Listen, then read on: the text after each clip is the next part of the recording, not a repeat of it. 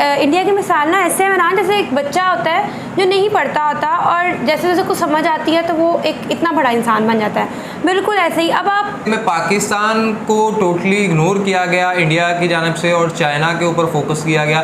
तो हम जैसे पहले कहते हैं कि इंडिया के लिए अब चाइना उसका दुश्मन समझा जाता, पाकिस्तान को तो वो किसी को कहते गिनते नहीं। मुझे समझ नहीं आती पाकिस्तान में इतने मसाइल हैं कि जिसकी सोच है आप लोगों की, और आप सिर्फ कश्मीर के इशू में, अफगानिस्तान के इशू पे, इंडिया के इशू में हमारी वो क्या है ना कि घोड़ों की रेस में गधे भी भागेंगे, तो घोड़ों की रेस में हमने किसी और को नहीं देखना, हमने अपने से जो आगे हैं उनका पॉइंट रखा गया। और भाई हर कोई आगे कहता है जी हम कश्मीर, वो कहते हैं जी इन्होंने कश्मीर पे दिया, ये कहते हैं उन्होंने, तो कश्मीर पे काम किसने किया?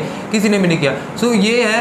और बाकी अगर आप करवाना चाहते तो आज तकरीबन 1 से 1.5 साल होने वाला है, आर्टिकल 370 अब तक वापस हो चुकी होती, तो अगर वो नहीं हो सकी और तो ये आप ये समझते हैं कि ये चीज़ें कश्मीर का पत्ता खेलते हैं बस आवाम को अपनी तरफ लाने के लिए। और ये अस्सलाम वालेकुम, welcome to YouTube channel Fiza Mehran reaction. It's me your host Jasim और मेरे साथ हैं मेहरान नासिर।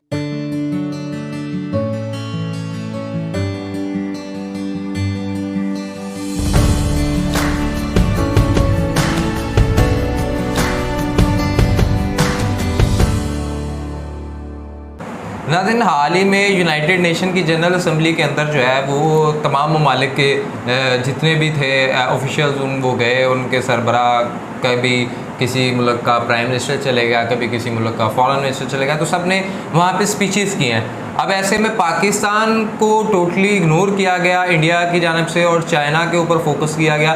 तो हम जैसे पहले कहते हैं कि इंडिया के लिए अब चाइना उसका दुश्मन समझा जाता, पाकिस्तान को तो वो किसी को कहते गिनते नहीं है। अब यह है जी कि पाकिस्तान की उस असम्बली में पाकिस्तान ने तो ऐसे ऐसे करके सफ़ों से पढ़ना शुरू कर दिया, लेकिन अब इंडिया ने के अंदर डॉक्टर जयशंकर जो कि बहुत हैवी किस्म के मतलब फॉरेन मिनिस्टर्स में जाने जाते हैं और उनकी जो भी हैं खिदमात इंडिया के लिए वो किसी से ढकी चुकी नहीं है। अब उनकी स्पीच में क्या क्या ऐसी बातें की गई जिससे इंडिया, पाकिस्तान और चाइना इन तीनों ममालिक के दरमियान किस पे फोकस किया गया, किसको ज़्यादा इग्नोर किया गया, किसको किस तरह से, तो वो आज हम देखने की कोशिश करेंगे।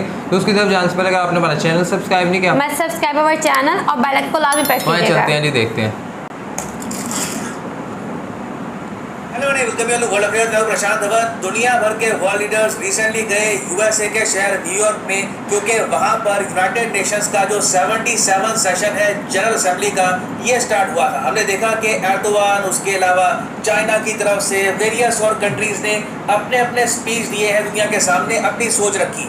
भारत की तरफ से इस साल पीएम मोदी नहीं गए, भारत की तरफ से इस साल स्पीच दिया है भारत के विदेश मंत्री डॉक्टर एस जयशंकर ने, और इन्होंने एक्चुअली यहाँ पर 2 इवेंट अटेंड किए हैं। पहले तो इन्होंने यहाँ पर स्पीच दिया इंडिया एट 75 में, जहाँ पर इंडिया और यूनाइटेड नेशंस के जो 75 ईयर्स कंप्लीट हो चुके हैं रिलेशंस के, इसके बारे में इन्होंने यहाँ पर बात करी। और फिर इन्होंने एक प्रॉपर स्पीच दिया यूनाइटेड नेशंस की जनरल असेंबली में।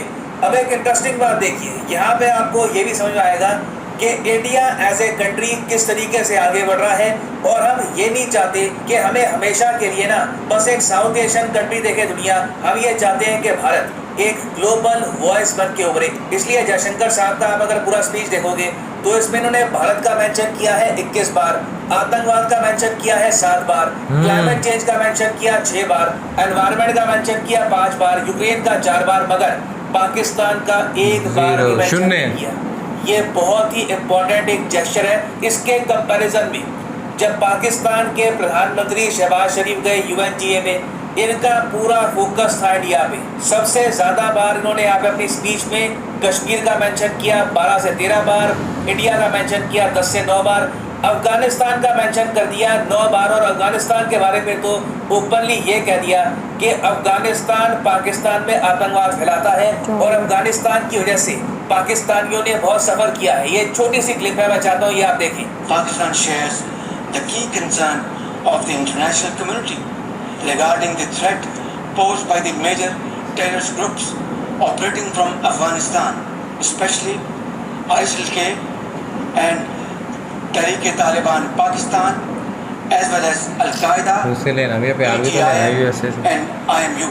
तो यहाँ पे आपने देखा पाकिस्तान के प्रधानमंत्री ने बेसिकली दुनिया को ये कह दिया कि जो आतंकवाद पाकिस्तान फेस कर रहा है आज के समय, ये अफगानिस्तान से शुरू होता है, अफगानिस्तान की वजह से पाकिस्तान सफ़र कर रहा है। और इससे एक इंडिकेशन ये भी दे दी कि रीजन में जो हम प्रॉब्लम देखते हैं ना आतंकवाद की, उसका मेन कारण पाकिस्तान नहीं है, सारा ब्लेम डाल दिया अफगानिस्तान की तरफ। ये बातें सुन के ऑब्वियसली तालिबान खुश था नहीं। तालिबान ने सीधा सीधा यहाँ पर बोल दिया है this is nothing but humiliation. ये लोग चाहते हैं कि पाकिस्तान माफ़ी मांगे तालिबान और अफगानिस्तान से, क्योंकि उन्होंने अफगानिस्तान पर गलत आरोप लगाए हैं यूनाइटेड नेशंस में। ऑब्वियसली तालिबान पाकिस्तान का जवाब यूएन में कर नहीं सकता, क्योंकि तालिबान की एंट्री अभी है नहीं यूएन में। मगर एक स्पीच से पाकिस्तान के पीएम ने अफगानिस्तान पाकिस्तान के रिलेशंस और ज़रा ख़राब कर दिए हैं ना। फिर अगर हम बात करें भारत की, तो इंडिया के बारे में एक बहुत इंटरेस्टिंग बात हुई।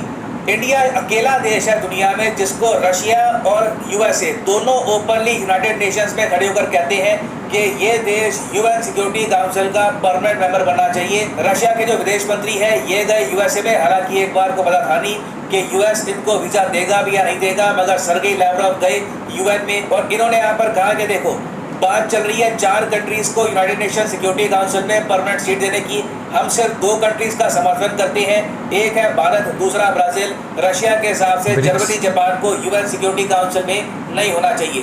तो इंडिया यहाँ पे एक स्टैंड आउट कंट्री आता है। फिर जो बाइडेन को आप अगर देखोगे तो ये ब्राज़ील का समर्थन नहीं करते यूएन सिक्योरिटी काउंसिल की परमानेंट सीट के लिए, ये इंडिया का समर्थन करते हैं। तो इंडिया एक ऐसा कंट्री है जो एक यूनिक रिलेशन एंजॉय करता है दोनों साइड में। और इसलिए डॉक्टर एस जयशंकर ने यूएन में खड़े होकर ये भी कहा कि वैसे तो बहुत लंबे समय से हम सुनते आ रहे हैं कि यूनाइटेड नेशंस का विस्तार होगा, सिक्योरिटी काउंसिल में चेंजेस लाए जाएंगे, इंडिया को एक स्थायी मेंबर बनाया जाएगा, मगर अब फाइनली हम देख रहे हैं कि कुछ शिफ्ट हो रहा है। बहुत से देश हैं अब डायरेक्टली इंडिया का नाम लेकर बात करते हैं यूएन सिक्योरिटी काउंसिल। नहीं तो यूजुअली आप देखोगे तो कंट्रीज डायरेक्टली किसी का नाम लेती नहीं है, बस संकेत दिए जाते हैं कि किसकी बात की जा रही है। मगर इंडिया के केस में आप नोटिस करोगे पुर्तगाल के प्राइम मिनिस्टर ने अपना स्पीच दिया, कैटेगोरिकली ये कहा इस स्पीच में कि इंडिया को यूनाइटेड नेशन सिक्योरिटी काउंसिल में होना चाहिए, ये वर्ल्ड पीस के लिए बहुत इंपॉर्टेंट है। मैक्सिको ने तो ओपनली ये कह दिया यूएन में कि सिर्फ पीएम मोदी है दुनिया में अकेले लीडर जो पीस स्थापित कर सकते हैं। यूक्रेन और रशिया में तो ऐसे कंट्री को आप यूएन सिक्योरिटी काउंसिल में क्यों नहीं एंट्री देते। और मैंने आपको बताया था इसके बारे में कि ये होगा 10 अगस्त को। मैंने ये वीडियो अपलोड करी थी जहाँ पे मैंने आपको बताया था कि मैक्सिको के प्रेसिडेंट ने कहा था कि एक कमेटी बननी चाहिए जहाँ पर पीएम मोदी होंगे, पोप होंगे और यूएन के चीफ होंगे, और ये कमेटी वर्ल्ड पीस पर काम करेगी और इंश्योर करेगी कि आने वाले 5 साल तक कोई भी जंग ना लड़ी जाए। तो मैक्सिको ने फाइनली ये इशू यूएन में उठा लिया, मगर थोड़ा सा इसमें चेंज कर लिया।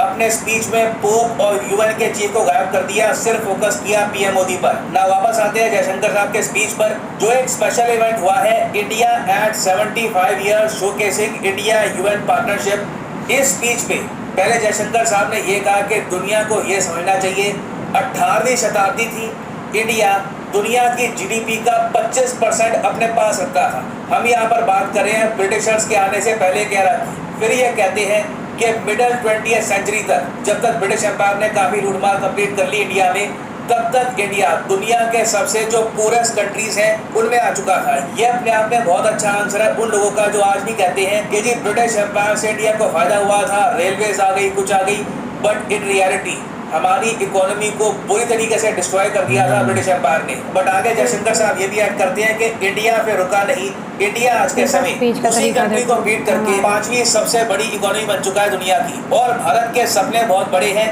अब आने वाले जो 25 साल है उसमें आप देखोगे भारत की असली उड़ान, क्योंकि अब देखिए प्लेटफॉर्म बिक चुका है, इंडिया के पास रिसोर्सेज है, हमारे पास मोटिवेशन है, और टारगेट हमारे देश का ये है, हमारे पीएम ने टारगेट दिया है कि 2047 तक हमको बनना है एक डेवलप्ड कंट्री। और इस बीच आप देखोगे भारत मेजर अकॉम्प्लिशमेंट हासिल करेगा। फॉर एग्जांपल आपको दिखेगा पहला भारतीय चांद के सरफेस पर, यह बात कही है जयशंकर साहब ने। हमारा खुद का इंटरनेशनल स्पेस स्टेशन होगा जिस पे ऑलरेडी काम चल रहा है, और इंडिया के ज्यादातर जो गाँव हैं ये डिजिटाइज हो चुके होंगे, पॉवर्टी को इरेडिकेट कर चुके होंगे। तो इंडिया की जो विजन है आने वाले 25 सालों की, इसके बारे में इन्होंने बात करी स्पीच में। फिर अगर हम आए यूनाइटेड नेशंस के स्पीच में, तो यहाँ पर जयशंकर साहब ने इनडायरेक्टली आलोचना करी है चाइना की। इन्होंने ये नहीं कहा कि पाकिस्तान को रोकना चाहिए आतंकवाद वगैरह, क्योंकि इन दी एंड देखो फायदा नहीं है बोलने का। हम बहुत लंबे समय से बोल चुके हैं और प्रॉब्लम ये होती है कि जब हम बार बार अपने कंट्री को वर्ल्ड स्टेज पर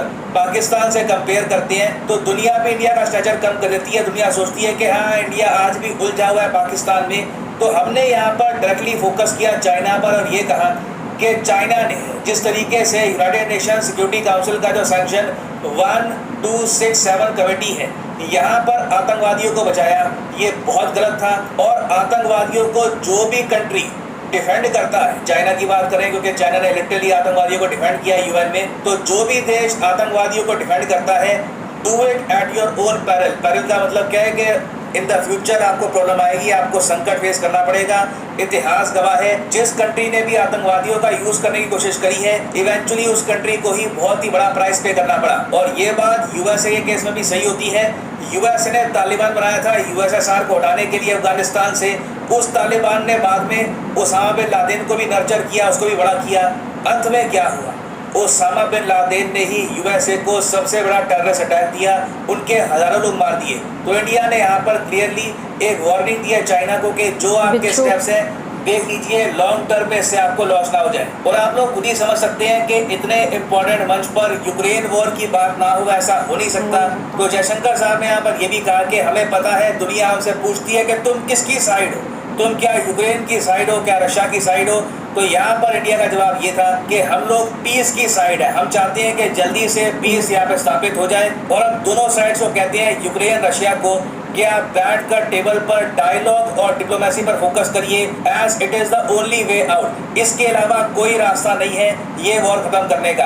और फिर इंडिया का जो पॉजिटिव कंट्रीब्यूशन है दुनिया को, ये भी इन्होंने हाईलाइट किया। इन्होंने यहाँ पर ये कहा कि देखो, दुनिया भर में 100 से ऊपर देश हैं, वहाँ पर इंडिया ने वैक्सीन प्रोवाइड करी थी जब पैंडेमिक अपने पीक पे था। उसके अलावा इंडिया ने 50,000 मेट्रिक टन गेहूं भेजा अफगानिस्तान को। हमने अफगानिस्तान को दवाइयाँ भेजी, वैक्सीन भेजी। उसके अलावा जब श्रीलंका आर्थिक संकट में डूब रहा था, चाइना इनकी हेल्प में नहीं आया। हमने श्रीलंका को $3.8 बिलियन दिए अपनी कंट्री को स्टेबल रखने के लिए। और ये बात श्रीलंका ने खुद एडमिट करी है कि इंडिया की अगर हेल्प ना मिली होती तो सिचुएशन बहुत ज़्यादा बदतर हो जाती श्रीलंका में। उसके अलावा हमने म्यांमार को भी 10,000 मेट्रिक टन भेजी फूड एड। अब म्यांमार देखिए ऐसा देश है जहाँ पर तख्तापलट हो चुका है, आर्मी ने टेक ओवर कर लिया है और यूएस और यूरोप ने ऑलमोस्ट अपने रिलेशंस तोड़ ही दिया म्यांमार के साथ, उस पर सैंक्शन लगा दिए हैं। और इन सैंक्शंस का इन दी एंड नेगेटिव इम्पैक्ट सबसे ज़्यादा किस पे होगा? आम इंसान पर। तो इंडिया ने इंश्योर किया है कि इवन दो म्यांमार दुनिया में आइसोलेट हो चुका है, म्यांमार के लोगों को ज़रा कष्ट ना महसूस हो, इसलिए हमने म्यांमार की भी यहाँ पर हेल्प करी है। और हमने फिर ये भी ऐड किया कि जब हम कंट्रीज़ की हेल्प करते हैं तो डेट ट्रैप क्रिएट नहीं किया जाता। अगेन यहाँ पे हम इंडायरेक्टली बात कर रहे हैं चाइना की, कि चाइना किस तरीके से कंट्रीज़ को हेल्प करने के नाम पर उनको डेट ट्रैप में फंसा देता है। एनवायरनमेंट की भी यहाँ पर बात करी गई कि क्लाइमेट चेंज से किस तरीके से इंडिया लड़ रहा है। तो ओवरऑल एक बहुत अच्छा वेल राउंडेड स्पीच था जहाँ पर जयशंकर साहब ने प्रॉपरली इंडिया का पर्सपेक्टिव दुनिया के सामने रखा। ना फाइनली मैं यहाँ पे आपसे एक क्वेश्चन पूछना चाहूँगा, आपके हिसाब से वो कौन सा टॉपिक है जिसे इंडिया को रेस करना चाहिए यूनाइटेड नेशंस पे? ये कुछ भी हो सकता है, ये जो रिसेंट अटैक्स हुए हैं यूके में या फिर कुछ और इशू है, आपके हिसाब से वो कौन सा सर्टेन टॉपिक है जो इंडिया रेस करता नहीं है यूएन में मगर रेस करना चाहिए? लिखिएगा इसके बारे में कमेंट सेक्शन में, मैं जानना चाहूँगा आपके थॉट्स। और फाइनली अबर भाई क्या कहती हैं दीजा आप? पहले तो इंडिया का विजन मुझे हमेशा से बड़ा पसंद है, मतलब इतना दूर का सोचना। और ऐसे देखो इंडिया की मिसाल ना ऐसे है ना, जैसे एक बच्चा होता है जो नहीं पढ़ता होता और जैसे जैसे कुछ समझ आती है तो वो एक इतना बड़ा इंसान बन जाता है। बिल्कुल ऐसे ही अब आप पाकिस्तानी स्पीच और इंडिया की स्पीच में सिर्फ कंपैरिजन कर लो। क्या पाकिस्तान में पढ़े लिखे लोग नहीं जो स्पीच लिख के देते हैं प्राइम मिनिस्टर साहब को? क्या स्पीच है? मतलब सिर्फ मुझे समझ नहीं आती, पाकिस्तान में इतने मसाइल हैं कि जिसकी सोच है आप लोगों की, और आप सिर्फ कश्मीर के इशू में, अफ़गानिस्तान के इशू पे, इंडिया के इशू में गुम हो। आम आवाम का इशू कहाँ है? फिर आप आम आवाम को देखते ही नहीं, आपके लिए आम आवाम मैटर ही नहीं करती है। जो लोग आपको वोट लेके लाते हैं इस घटिया सीट के ऊपर जो बैठते हैं आप लोग, वो आपके लिए मैटर नहीं करती है। आप लोगों के सिर्फ अपने इंटरेस्ट हैं। अब आप उनको देखो। मैं कहती हूँ घर में अम्मियाँ कहती हैं ना कि वो साथ वालों का बच्चा देखो, उसको देख के शर्म कर लो, तो क्या इन्हें साथ वाला मुल्क देख के भी शर्म नहीं आती है? वहाँ आप इनडायरेक्टली, और देखो उनकी कितनी इत्मीनान सोच है कि पाकिस्तान का नाम लेंगे तो अपनी ही बदनामी होगी कि हमारी वो कहे ना कि घोड़ों की रेस में गधे भी भागेंगे, तो घोड़ों की रेस में हमने किसी और को नहीं देखना, हमने अपने से जो आगे हैं उनका पॉइंट आउट करना है। तो मुझे तो वाकई खदीजा एक चीज़ मैं ये कहूँगा कि सीधी सी बात है कि ना सिर्फ स्पीच लिखने वाला बल्कि स्पीच करने वाले पे भी जो होता है डिपेंड होता है। और जयशंकर साहब ये तो नहीं है कि वो स्पीच पढ़ रहे थे, उन्होंने एक प्रॉपरली जो उनका विजन है, और वहाँ पे एक चीज़ ये देखने को मिलती है कि देखो वहाँ का प्राइम मिनिस्टर को नहीं पता कि मैंने अगली बार आना या नहीं आना प्राइम मिनिस्टर, बट वो ये कह रहा था हाँ भाई 2047 में हम यहाँ पे होंगे, आज से 20 साल बाद हम यहाँ पे होंगे, हमने इस तरह से करना है, हमने इस तरह से करना है। इवन तो उन्होंने जो जो अच्छे काम किए दुनिया के सामने रख दिए, सारा कुछ किया।